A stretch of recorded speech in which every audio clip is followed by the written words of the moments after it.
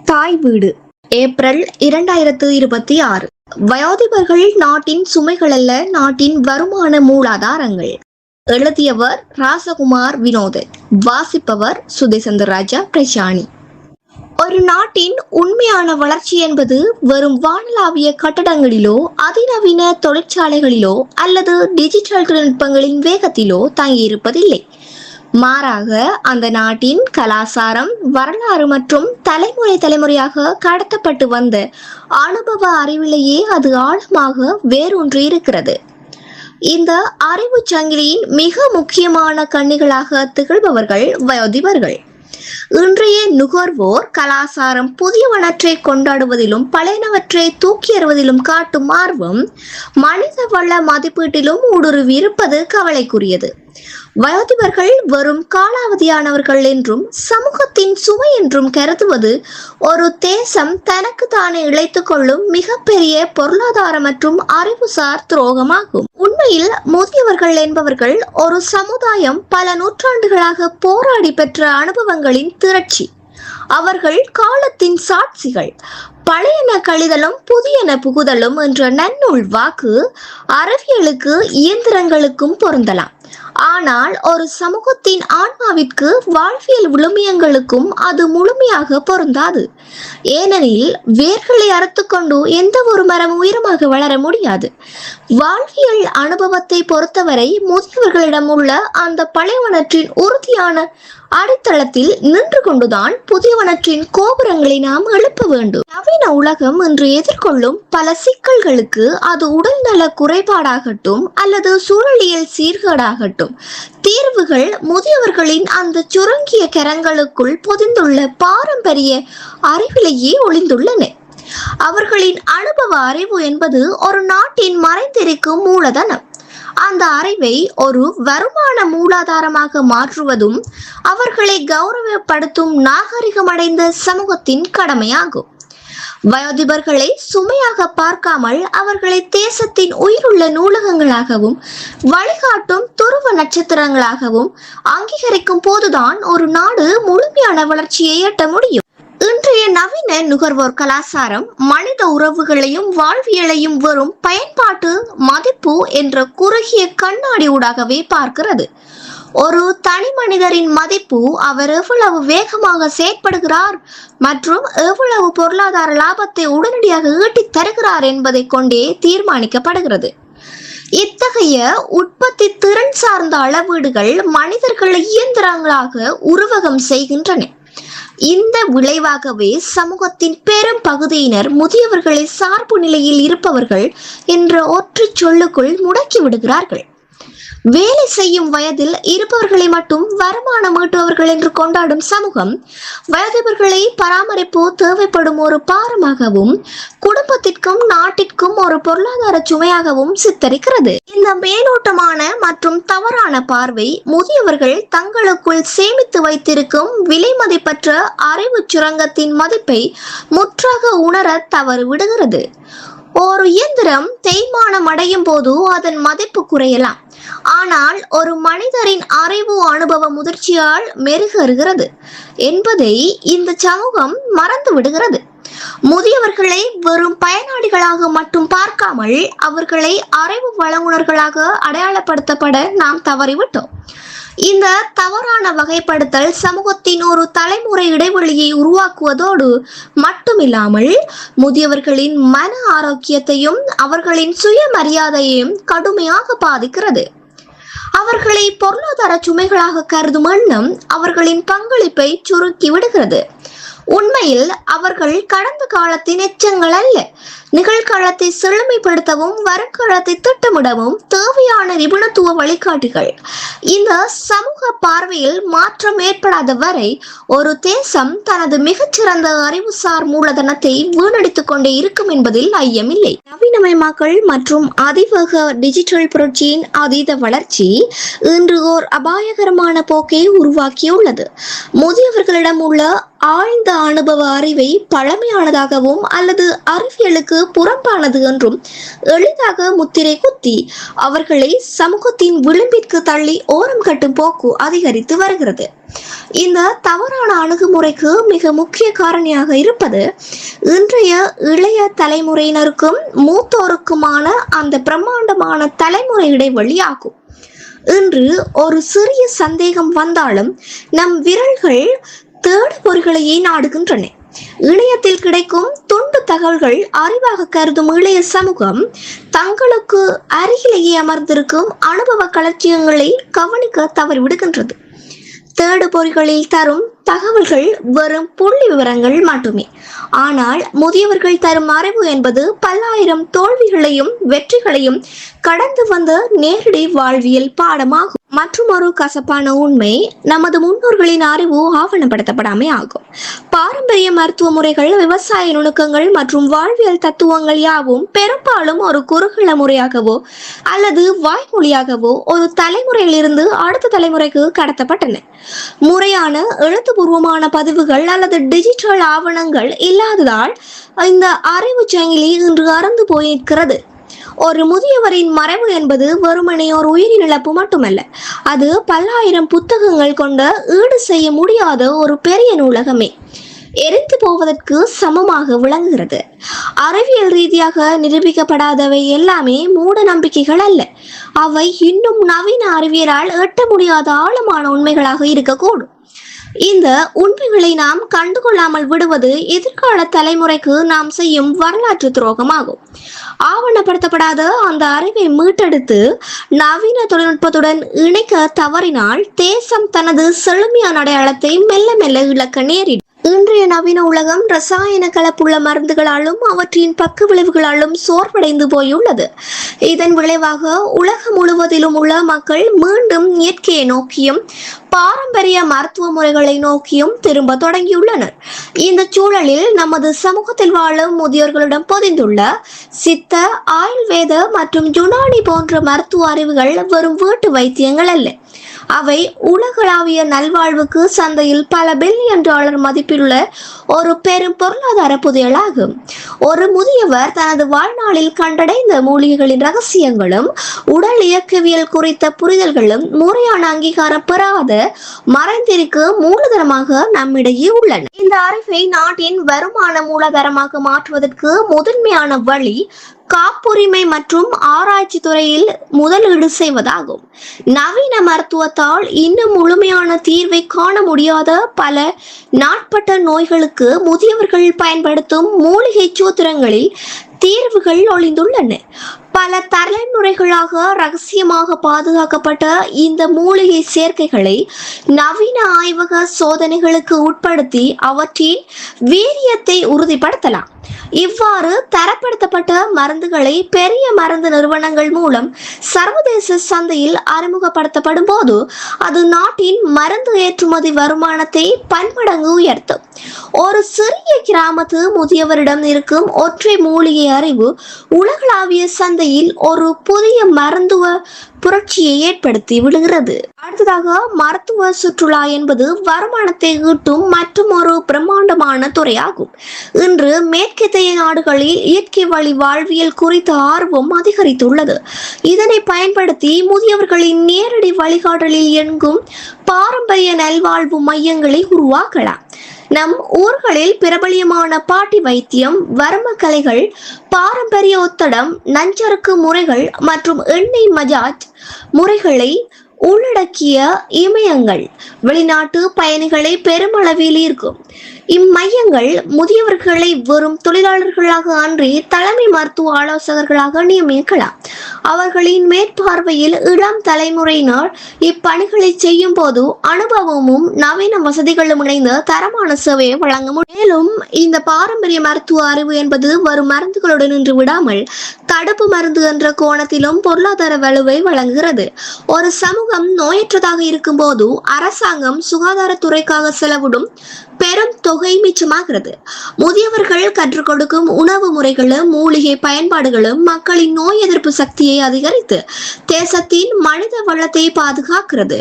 சுருக்கமாக சொன்னால் முதியவர்கள் மருத்துவ அறிவை ஆவணப்படுத்தி அதை தொழில் முனைவோடு இணைப்பதன் மூலம் ஒரு நாடு தனது பாரம்பரியத்தை சர்வதேச வர்த்தக முத்திரையாக மாற்றி நிலையான பொருளாதார வளர்ச்சியை எட்ட முடியும். உணவே மருந்து, மருந்தே உணவு எனும் உயரிய தத்துவத்தை வெறும் வாசகமாக அன்றி வாழ்வியலாக கடைபிடித்தவர்கள் எமது முதியவர்கள். இன்றைய இயந்திரமயமான உலகில் துரித உணவுகளின் ஆதிக்கத்தால் மனித சமூகம் பல்வேறு உடல்நல சிக்கல்களுக்கு முகம் கொடுத்து வரும் வேளையில் முதியவர்களிடம் பொதிந்துள்ள உணவு சார்ந்த அறிவு ஒரு தேசத்தின் பொருளாதார மீட்சிக்கான திறவுகோலாக திகழ்கிறது. நவீன ஊட்டச்சத்து நிபுணர்கள் இன்று முன்மொழியும் பல ஆரோக்கிய கோட்பாடுகளை நமது பாட்டிமார்கள் தங்களின் சமையலர்களில் பல தசாப்தங்களுக்கு முன்னரே நடைமுறைப்படுத்தியுள்ளனர். இந்த அறிவை வெறும் சமையல் கலையாக மட்டும் பார்க்காமல் ஓர் உணவு பொருளாதாரமாக மாற்ற வேண்டிய தருணம் இது. முதலாவதாக, முதியவர்களின் வழிகாட்டலில் சிறுதானியங்கள் மற்றும் பாரம்பரிய உணவு முறைகளை மீட்டெடுப்பது ஒரு மிகப்பெரிய வருமான வழியாகும். இன்றைய உலக சந்தையில் ஆர்கானிக் மற்றும் குளூட்டன் அற்ற உணவுகளுக்கு அதிக தேவை ஏற்பட்டுள்ளது. முதியவர்கள் நன்கு அறிந்த கம்பு, கேழ்வரகு, சாமை போன்ற சிறுதானியங்களின் சாகுபடி முறைகள் மற்றும் அவற்றை சுவை குன்றாமல் சமைக்கும் பக்குவங்கள் இன்று பெரும் வணிக மதிப்பை பெற்றுள்ளன. முதியவர்களை உணவு ஆலோசகர்களாக கொண்டு பாரம்பரிய உணவகங்களை உருவாக்குவதன் மூலமும் பதப்படுத்தப்பட பாரம்பரிய உணவு பொதிகளை உலகளாவிய ரீதியில் சந்தைப்படுத்துவதன் மூலமும் நாட்டின் ஏற்றுமதி வருமானத்தை பெருக்கிக் கொள்ள முடியும். இது துரித உணவுகளால் ஏற்படும் வாழ்க்கை முறை நோய்களுக்கான ஒரு மாற்றீடாக அமைவதோடு ஆரோக்கியமான மனித வளத்தை நாட்டிற்கு வழங்குகிறது. இரண்டாவதாக, முதியவர்களிடம் உள்ள பாரம்பரிய உணவு பாதுகாப்பு தொழில்நுட்பம் என்பது ஒரு தனித்துவமான அறிவு சொத்தாகும். இன்றைய உணவு துறையில் ரசாயன பாதுகாப்புகள் மற்றும் அச்சத்தை ஏற்படுத்தி வருகின்றன. ஆனால் எமது முதியவர்கள் எவ்வித ரசாயனமின்றி உப்பில் ஊற வைத்தல், வெயிலில் உலர்த்துதல், இயற்கையான எண்ணெய் மற்றும் மூலிகைகளை பயன்படுத்தி உணவை பல்லாண்டுகள் கெடாமல் பாதுகாக்கும் நுணுக்கங்களை கையாண்டுள்ளனர். வற்றல், ஊறுகாய், வடகம் மற்றும் கருவாடு போன்ற தயாரிப்புகள் இவர்களின் மேற்பார்வையில் இயற்கையான முறையில் தயாரிக்கப்பட்டது என்பது தர அடையாளத்துடன் சர்வதேச சந்தையில் அறிமுகப்படுத்தப்படலாம். இது நுகர்வோருக்கு பாதுகாப்பான உணவை உறுதி செய்வதுடன் உள்ளூர் சிறுதொழில் முனைவோருக்கு மிகப்பெரிய லாபகரமான சந்தையை திறந்து விடும். மேலும் இந்த உணவு சார்ந்த அறிவு என்பது கலாச்சார சுற்றுலாவையும் ஊக்கப்படுத்துகிறது. ஒரு குறிப்பிட்ட பிரதேசத்தின் தனித்துவமான சுவைகளை தேடி வரும் பயணிகளுக்கு முதியவர்கள் மூலம் அசல் சுவையை வழங்குவது நாட்டின் சுற்றுலா வருவாயை அதிகரிக்கும். இவ்வாறு முதியவர்களின் உணவு அறிவை நவீன சந்தைப்படுத்தல் உத்திகளுடன் இணைப்பதன் மூலம் ஒரு நாடு தனது பாரம்பரிய உணவுகளை சர்வதேச பிராண்டுகளாக மாற்றி மிகப்பெரிய அந்நிய செலவாணியை ஈட்ட முடியும். சுருக்கமாக சொன்னால், முதியவர்களின் சமையலறை ரகசியங்கள் என்பவை ஒரு தேசத்தின் பொருளாதாரத்தை ஆரோக்கியமான பாதையில் கொண்டு செல்லும் உந்து சக்திகளாகும். ஒரு நாட்டின் ஆன்மா அதன் கலைகளிலும் பண்பாட்டு விழுமியங்களிலுமே குடிகொண்டுள்ளது. இன்று நாம் நவீன தொழில்நுட்பங்களை நோக்கி ஓடிக்கொண்டிருந்தாலும் மனித குலம் தனது வேர்களை தேடி மீண்டும் கலைமரபுகளை நோக்கி திரும்ப தொடங்கியுள்ளது. மறைந்து வரும் நாட்டுப்புற கலைகள், பாரம்பரிய கைவினை திறன்கள் மற்றும் நுணுக்கமான கட்டடக்கலை ரகசியங்கள் யாவும் இன்று நமது சமூகத்தில் வாழும் முதியவர்களிடமே எஞ்சியுள்ளன. இவர்கள் வெறும் கலைஞர்கள் மட்டுமல்ல, ஒரு தேசத்தின் தனித்துவமான அடையாளத்தை சுமந்து நிற்கும் உயிருள்ள கலைக்கூடங்கள். இந்த அறிவை முறையாக பயன்படுத்தினால் அதனை ஒரு வலிமையான படைப்பாற்றல் பொருளாதாரமாக மாற்றி அமைக்க முடியும். முதலாவதாக, கைவினை பொருள் சந்தை என்பது மிக பெரிய வருமான வழியாகும். இன்று இயந்திரங்களால் தயாரிக்கப்படும் பொருட்கள் சந்தையில் மலிந்து கிடக்கின்றன. ஆனால் கைகளால் மிக நுணுக்கமாக செதுக்கப்பட்ட மர வேலைப்பாடுகள், மட்பாண்டங்கள், கைத்தறி நெசவு மற்றும் பனை ஒளி பொருட்கள் போன்றவற்றுக்கு சர்வதேச சந்தையில், குறிப்பாக மேலை நாடுகளில் மிக அதிக மதிப்பு விலை உண்டு. இயந்திரங்களினால் ஒருபோது மட்ட முடியாத அந்த நேர்த்தியை முதியவர்களின் அனுபவம் வாய்ந்த கரங்கள் வழங்குகின்றன. இவர்களது மேற்பார்வையில் இளம் கலைஞர்களுக்கு பயிற்சி அளித்து இந்த பொருட்களை பாரம்பரிய சான்றிதழுடன் உலக சந்தையில் விற்கும் போது அது மிகப்பெரிய அளவில் அந்நிய செலவாணியை ஈட்டி தரும். இது உள்ளூர் கலைஞர்களின் வாழ்வாதாரத்தை உயர்த்துவதுடன் அழிந்து வரும் கலைகளை காப்பாற்றும் பொருளாதார உந்து சக்தியாகவும் அமையும். இரண்டாவதாக, கலாச்சார சுற்றுலா ஒரு நாட்டின் வருமானத்தை ஈட்டுவதில் முக்கிய பங்கு வகிக்கின்றது. வெளிநாட்டு பயணிகள் இன்று நவீன கட்டடங்களை விட மண்ணின் பூர்வீக கலைகளையும் கலாச்சார அடையாளங்களையும் காண்பதிலேயே அதிக ஆர்வம் காட்டுகின்றனர். முதியவர்கள் நன்கு அறிந்த நாட்டுப்புற பாடல்கள், கூத்துகள், கிராமிய நடனங்கள் மற்றும் அவர்களது பாரம்பரிய கட்டடக்கலை நுணுக்கங்கள் ஆகியவற்றை ஒரு சுற்றுலா தொகுப்பாக மாற்றலாம். உதாரணமாக, முதியவர்களின் ஆலோசனையுடன் பழங்கால கட்டடக்கலை முறையை பயன்படுத்தி பாரம்பரிய கிராமங்களை உருவாக்குவது பயணிகளை பெருமளவில் இருக்கும். அங்கு முதியவர்களை நேரடி பயிற்சியாளர்களாகவும் கதை சொல்லிகளாகவும் செயற்படும் போது சுற்றுலா பயணிகளுக்கு ஒரு மெய்யான அனுபவம் கிடைக்கிறது. இது நாட்டின் சுற்றுலாத்துறையை பன்முகப்படுத்துவதோடு உள்ளூர் பொருளாதாரத்தை செழிவடைய செய்யும். மேலும் இந்த கலைமரபுகள் என்பவை வெறும் பொழுதுபோக்கு மட்டுமல்ல, அவை ஒரு நாட்டின் மென் ஆற்றல் ஆகும். முதியவர்களிடம் உள்ள இந்த கலை நுணுக்கங்களை ஆவணப்படுத்தி அவற்றை நவீன திரைப்படங்கள், வடிவமைப்பு துறைகள் மற்றும் ஆடம்பர பொருட்கள் தயாரிப்பில் பயன்படுத்தினால் அது நாட்டின் வர்த்தக முத்திரையை உலகளாவிய ரீதியில் உயர்த்தும். சுருக்கமாக சொன்னால், முதியவர்கள் கலை அறிவு என்பது ஒரு வற்றாத வருமான ஊற்று. அதனை தொழில்முறை தரத்துடன் இணைக்கும் போது அது தேசத்தின் பொருளாதார வளர்ச்சிக்கு, பண்பாட்டு பாதுகாப்பிற்கும் இணையாக பங்களிப்பு செய்யும். ஒரு நாட்டின் வலிமை என்பது அதன் பொருளாதார புள்ளி விவரங்களில் மட்டுமில்லை, அது அந்த சமூகத்தின் விழுமியங்களிலும் ஒழுக்க கட்டமைப்பிலுமே தங்கியுள்ளது. அந்த வகையில் வயோதிபர்கள் ஒரு சமூகத்தின் தார்மீக நங்கூரங்களாக செயற்படுகிறார்கள்.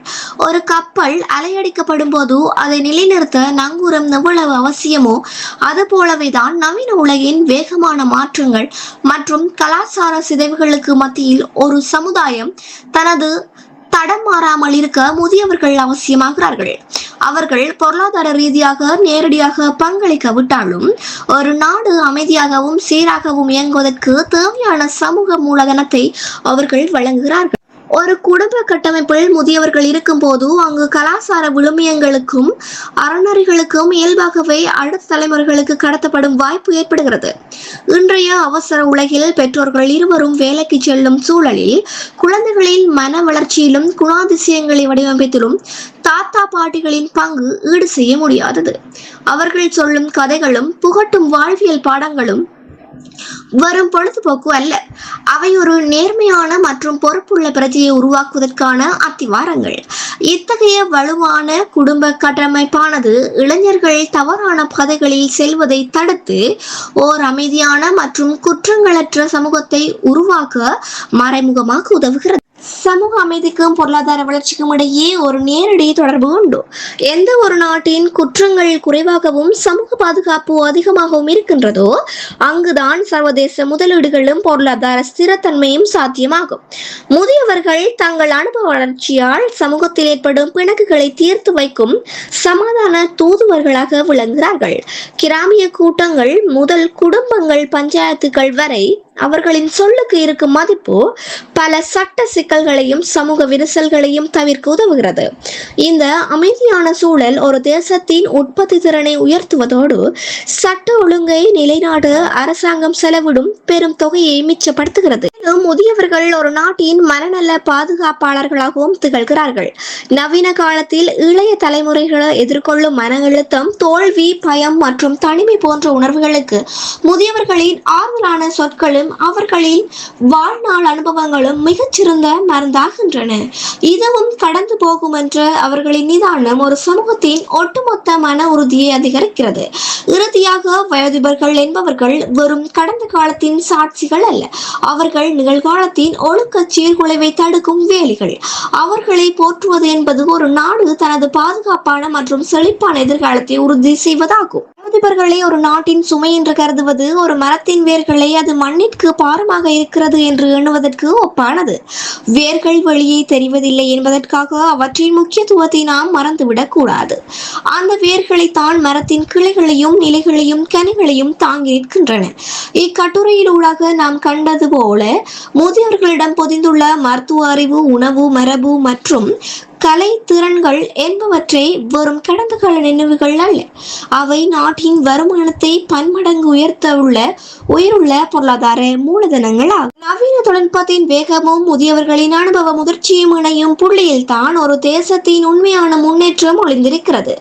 அறிவியல் என்பது எதை கண்டுபிடிப்பது என்று சொல்லிக் கொடுக்கலாம்.